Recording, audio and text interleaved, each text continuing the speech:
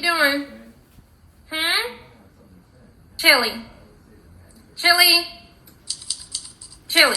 Look at me, Chili. Chili. Chili. What are you doing? More than a week after disappearing from her McKinney home, her body was found just 1 mile from his home. Kelley had recently found out he was married and threatened to tell his wife. Evil exists in this world. Trust no one.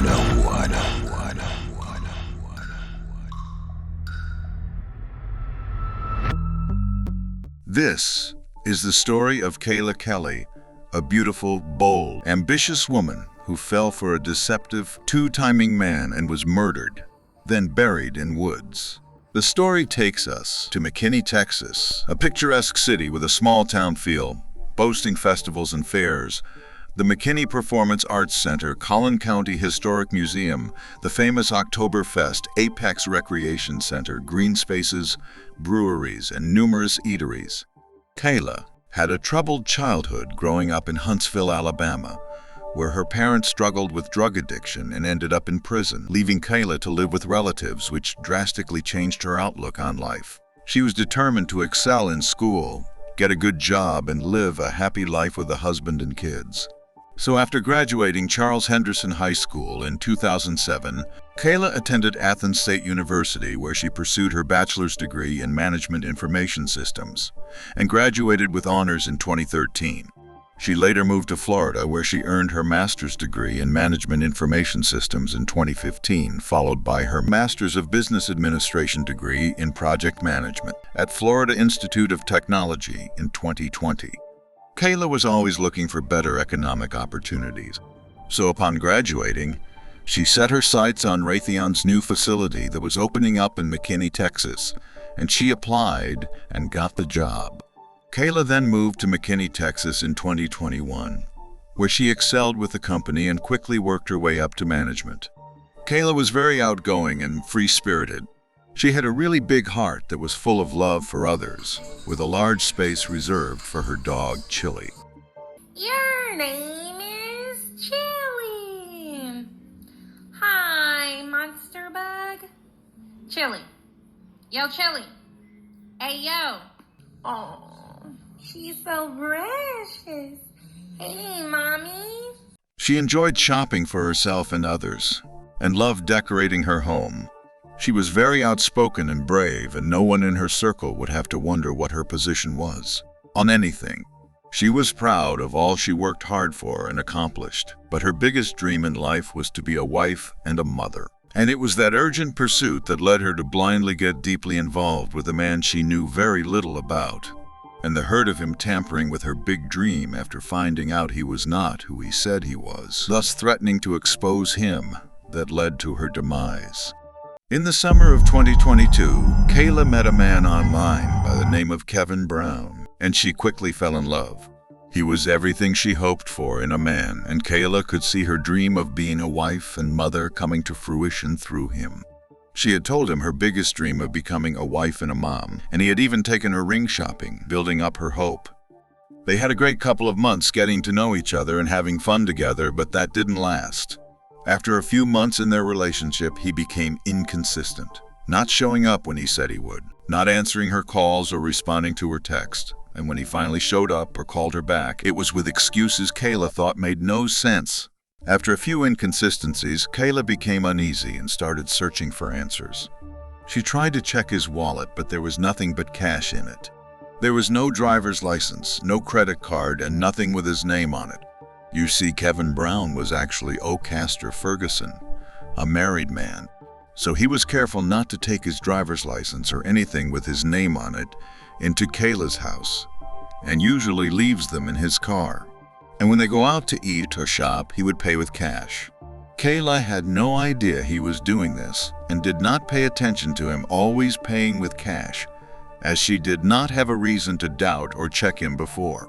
But now, she is even more suspicious, because who walks around with only cash in their wallets? The next day, as fate would have it, they were driving in his car when two officers pulled them over and asked for his license and registration. Kayla watched as Kevin pulled them out from under his seat and handed them to the officers. A few days later, as they were going out again, he stopped to get some gasoline, and she quickly pulled out his driver license and registration paperwork from under his seat while watching him fill his tank, and she could not believe her eyes. His name was not Kevin Brown as he had told her. His name was Ocaster Ferguson. In shock but quick-witted, she quickly took photographs of them and carefully put them back the way she found them. Kayla spent the next few days researching Ocaster Ferguson and found out he was married. And although she was disappointed, she still wanted to marry Ocaster, even if it meant becoming his second wife, as she had mentioned to her cousin Irish Anderson shortly after. But now she needed to get more info. So on that fateful night, January 10, 2023, at around 2:29 a.m., as he was asleep, she took his phone from his pouch, carefully using his thumb to gain access, and went through his contacts and messages. And there she found his wife's phone number and discovered 3 other women he was also seeing. Kayla was so upset he duped her. She couldn't wait to let him pay. And the way she would let him pay is by telling his wife about their affair and also letting his other women know who he really was. But in the quest to get revenge, the outed person's possible reaction is often not considered, leading to a more calculating and deadly outcome. Kayla quickly sent the same text message to the 3 women, writing, "This is his girlfriend. He also has a wife. I know. I'm just as shocked as you." And then she sent a message to his wife asking if they could meet so she could tell her something. She then woke him up, cursing at him with his phone still in her hand, telling him all she had found out and asking him, how could he? Ocaster then asked for his phone and she threw it on him. And when he checked his phone messages, he saw where all his women were sending him screenshots of the message they received after they tried calling and did not get him. And he also saw where Kayla asked his wife to meet with her, but she did not explain why, so his wife did not yet know. Ocaster was boiling inside, but since Kayla did not reveal the secret to his wife as yet, he remained calm enough to trick Kayla into coming with him to see the women so they could clarify they are not together. He told her to come with him to go see them and prove they are not together anymore. But Ocaster was in full protect my secret from my wife mode, and decided right then and there he would take Kayla out before she could ever get to his wife. Kayla had no idea. She was too invested in the relationship and too emotional for logic to kick in. So she got dressed and they both left her apartment and got in her car. As soon as they got in the car and Kayla was about to start the car, Ocaster grabbed Kayla by her neck and began choking her as he aggressively pulled her head down towards his seat, so she was laying on her side. Kayla was not prepared at all to be attacked, as that's the last thing she would expect a man she loved, who told her he loved her, to do. But as he suffocated her, she fought and fought as hard as she could, but there was not much she could do, being on her side in a tight space with her feet barely able to move, and the painful grip on her neck. And within seconds, she was lifeless. Ocaster then lowered her seat and dragged her to the back seat. He then turned her phone off and put it in his pouch with his phone. He then drove to a deserted area near his home in Grand Prairie, getting there around 5 a.m. And there he took Kayla from the car, hid her behind some bushes and drove off to his house where he changed his clothes, then grabbed a small shovel and put it in her car. He then drove to Walmart where he purchased a gas can before heading to work on Grand Lakes Boulevard in Grand Prairie, Texas. Ocaster was more mindful of Kayla's phone tracking because he knew they would be looking for her, not him. So he turned on Kayla's phone when he got in the vicinity of his workplace, then drove a bit further away where he parked her car, turned off her phone, and walked to his workplace. During his lunch break, surveillance video captured him in the break room with 3 phones, one of which was later identified as Kayla's phone, and he texted her phone asking, "Baby, where you at?" She was supposedly to come and bring him lunch, as he later told investigators, but did not show up. Later that day, at around 6:39 p.m., Ocaster turned Kayla's phone on as he left his workplace without clocking out, according to his employer, and walked to where he parked Kayla's car. He then drove to a gas station where he's seen on surveillance video purchasing gasoline and a lighter with cash, before turning off Kayla's phone and heading back to the location where he had left Kayla's body. There, he dug a shallow grave, removed all of her clothing, then placed her face down in the grave. He then texted her phone, "Baby, I'm trying to reach you. Why aren't you responding?" This man is as cold as ice. So now that he was finished burying Kayla, O'Caster put her clothes in her car along with the shovel and drove for almost an hour to a secluded area in Frisco, where he doused her car with gasoline, then lighting it on fire, throwing her phone in the fire as well. He then walked some distance away and created a Lyft account and ordered a cab back to his house in Grand Prairie. Of course, Kayla did not show up for work on Tuesday, January 10th because he killed her that morning. But when she also did not show up for work the following day, Wednesday, January 11th, and her co-workers still could not reach her on her phone, they decided to call up her emergency contacts. None of them had seen or heard from Kayla, and calls to her phone went unanswered. Her cousin, who had also been trying to reach her since the day before, still could not reach her, which she found very strange. According to her, Kayla was always good with answering or returning calls and would not allow an entire day to go by without responding. So after checking in with other family members and calling her workplace, and no one had seen or heard from Kayla, and it was approaching the end of the second workday at 4:50 p.m., her cousin, her friends, and her co-workers were all reporting her missing. On the eve of January 11th, multiple 911 calls were pouring into Collin County Police Department about one Kayla Kelley being missing, and this prompted the authorities to act quickly.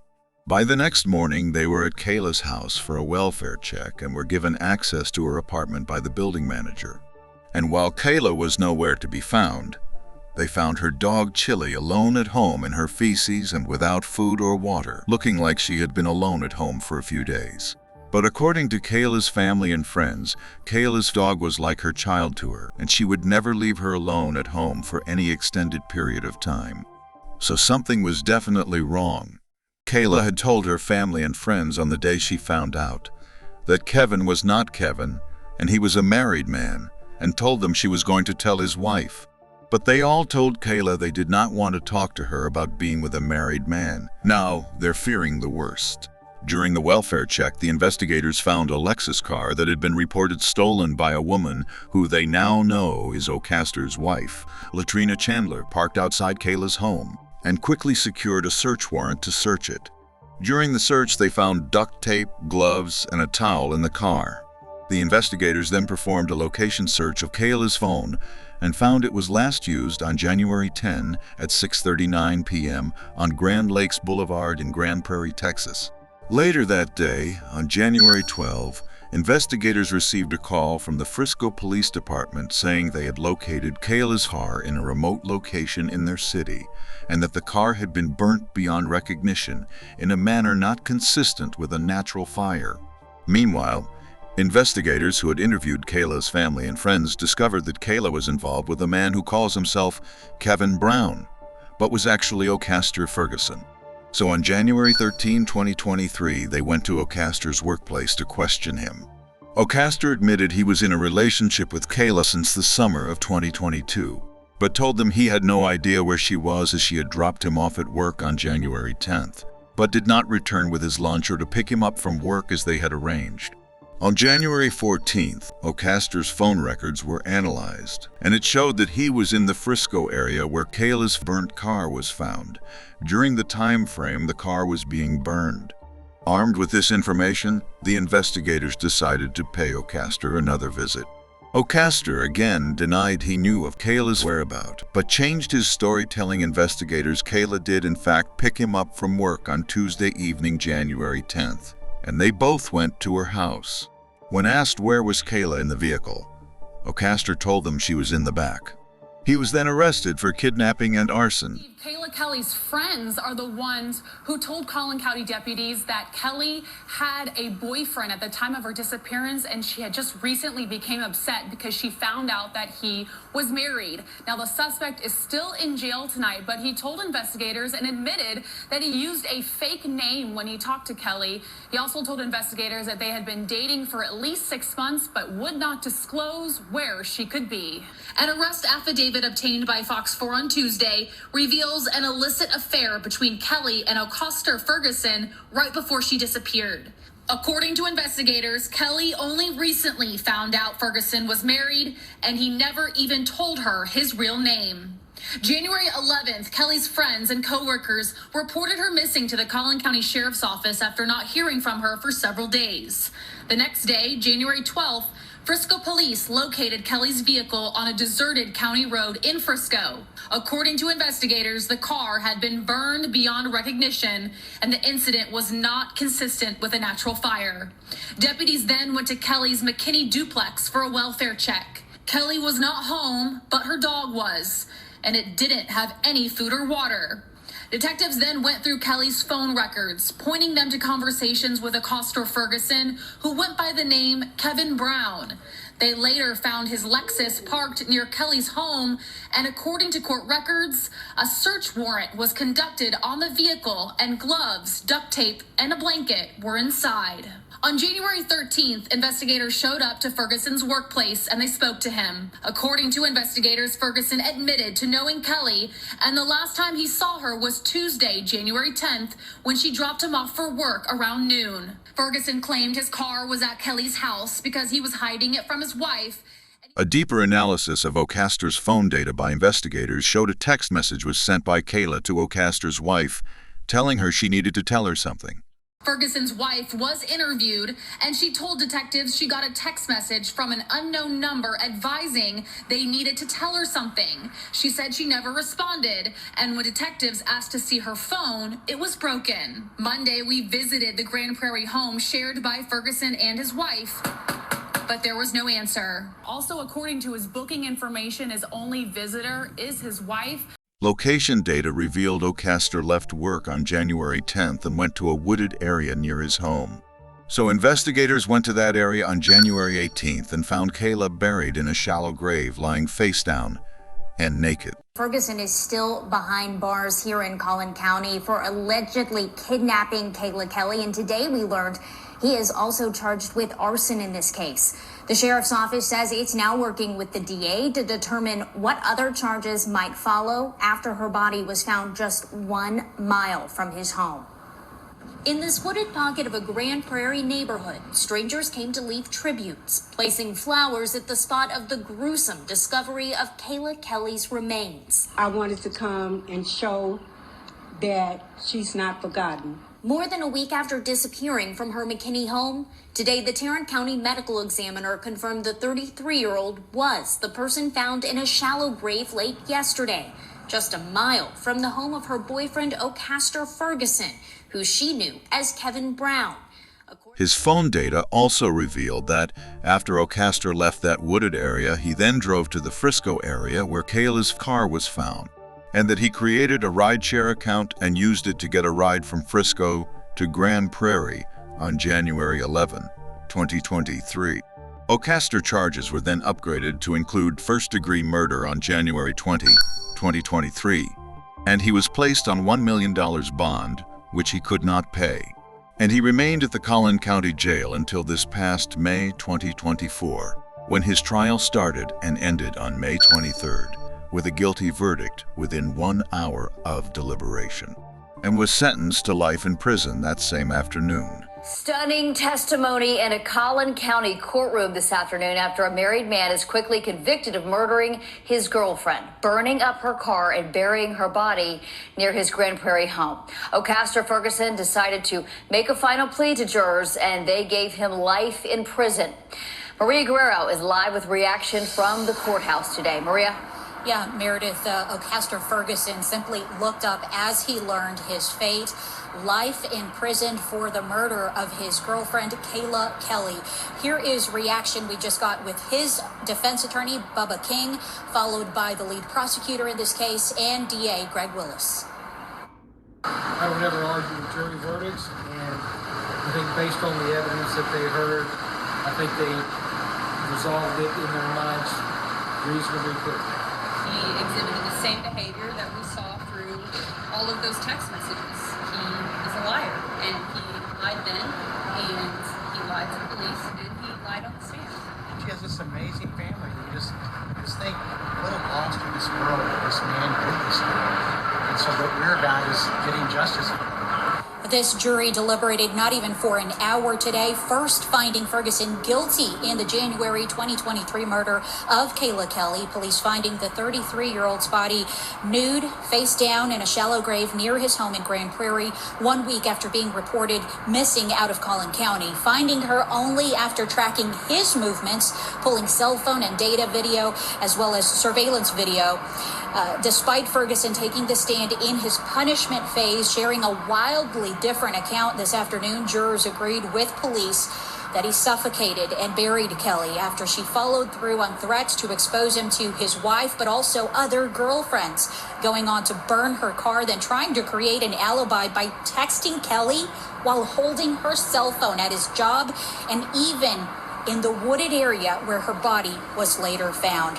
Kelley's family left the court, declining to speak publicly right now, but we have learned over these more than a year doing this case more about this young woman who overcame a rough childhood. She went on to earn her MBA. She got an amazing job at Raytheon, and she just had one dream in life: to become someone's wife and a mother. Ocaster's wife later testified in court on his behalf, saying he was a good person who could not hurt a fly. But she also spilled that after meeting him at a hotel in his hometown Jamaica in 2010 and marrying him in 2018, she began to have suspicions he was cheating. She said that when he cheated, she would sometimes let him sleep in the backyard or in his car, and that on occasion, women would show up at her house looking for him. Yeah, Ocaster Ferguson's wife, Latrina Chandler, taking the stand for the defense late this afternoon. She talked about meeting her husband in his native Jamaica while she was vacationing there, and also saying that, soon after they married, she began being suspicious that he was cheating on her with several women. This is a case where a detective today said Ferguson's own doing, his scheming to try and come up with an alibi, is actually what got him caught. Prosecutors say cell phone data recovered and analyzed by local and state police led them to Kayla Kelley's body in January 2023, 1 week after being reported missing. Ferguson is accused of murdering Kelley, burning her car in Frisco, and burying her in a wooded area near his Grand Prairie home. The 33-year-old Raytheon employee was found nude and face down in a shallow grave. She'd been suffocated with an unknown object. Her death ruled a homicide. The prosecution's timeline shows what may have led to Kelley's murder on January 10th. They believe Kelley took Ferguson's phone and sent text messages to multiple women saying, "This is his girlfriend. He also has a wife. I know. I am just as shocked as you are." 2 hours later, Ferguson's phone leaves McKinney in Kelley's car. He's seen getting gas, a gas can, and buying a lighter. He goes to a wooded area near his house. Jurors also saw video of Ferguson at work, calling and repeatedly texting the victim while holding her phone. Things like, "Baby, where you at?" Later, his location is traced to the shallow gravesite where he continues to text her. Asked why this is significant, Texas Rangers detective Thomas Fitzpatrick told jurors, "We knew he was there looking at her dead, texting her. He's digging her grave, texting and asking why she's not responding." One can only imagine the horror Kayla experienced as her life was slowly being snatched away from her by someone she thought loved her and was going to make her his wife and bring her dream of being a wife and mother to reality. But thankfully, he was caught, tried, and convicted, and will spend the rest of his life locked away so he will never be able to do what he did to any other woman ever again. Kayla, like a lot of women such as Dashay, was desperate to find a husband. But men can sense the desperation and take advantage of that weakness. And that's exactly what Ocaster did. Ocaster took Kayla ring shopping, knowing he was already married and had no problem stringing her along. And while Kayla jammed to this song, singing along, "If I can't love myself enough to know when it's time to let go. Sing all I turns out she did not know when to let go. She did not take the advice of her family and friends telling her to let go and move on after finding out he was married, as she apparently only valued her own opinion. Ladies, Do not allow your emotion to get the best of you where you act without thinking of the consequences. In Kayla's quest to get revenge, Ocaster's reaction was not considered, which led to a more calculating and deadly outcome for her. We've been pleading with men to stop killing women, but it's obvious it's not going to end. And since women are mostly the victims of these horrendous crimes, I'm imploring you to protect yourself and use wisdom. When Kayla threatened to expose their affair to his wife, he was cornered. And when people are cornered, there is no telling what they will do.